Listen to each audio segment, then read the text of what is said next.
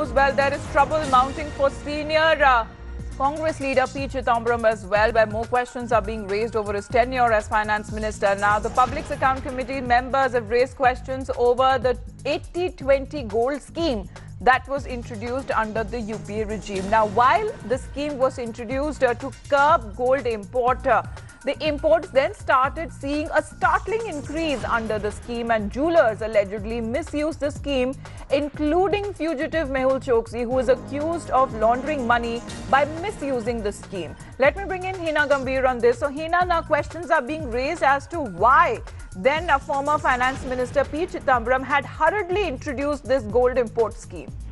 Well, that's right. And with this new revelation, we can just say the trouble is mounting for Mr. P. Chidambaram at this point in time. Now, definitely questions are being raised over his tenure as the finance minister, not just in this INX media scheme, but also this 80-20 gold scheme that was introduced. Now, the latest that we are now getting for our viewers is that the PAC member has in fact raised questions over this infamous 80-20 gold scheme that was introduced under the UPA when Mr. P. Chidambaram was the finance minister.